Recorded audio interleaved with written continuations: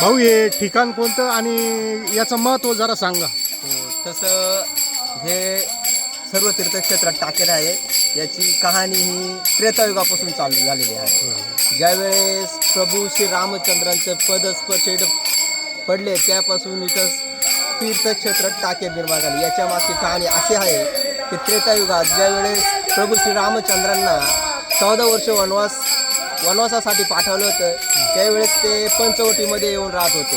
आणि त्यावेळेस जेव्हा रावणाने माता सीतेला हरण करून चालवले होते त्यावेळेस ते ह्या मार्गाने पवन मार्गाने चालले होते. आणि त्या डोंगरावरती पक्षीराज जटायू हे इथे त्यांनी बघितलं का कोणत्या तरी स्त्रीला रावण हा अपहरण करून घेऊन चालले आहे. त्यावेळेस पक्षीराज जटायूंनी त्यांचा रस्ता अडवला आणि त्यावेळेस त्यांच्यामध्ये ज्यावेळेस जटायू बोलला रावणाला की तू असं हे चुकीचं करून राहिलं त्यावेळेस त्यांच्यामध्ये युद्ध झालं. आणि युद्ध झाल्यावरती रावणासोबत युद्ध करताना पक्षीराज जटायू महाराजांचा अंत झाला.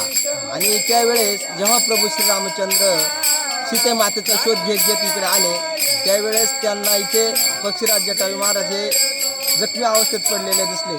त्यावेळेस त्यांनी पक्षीराज जटायू महाराजांनी सर्व कहाणी सांगितली त्यांना की रावण सीते मातेला घेऊन गेलेला आहे.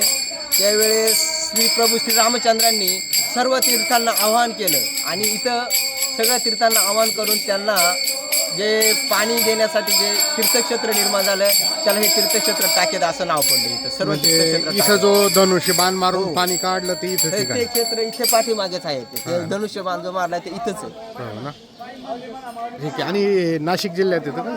हे नाशिक जिल्ह्यामध्ये येतं. ठीक, धन्यवाद.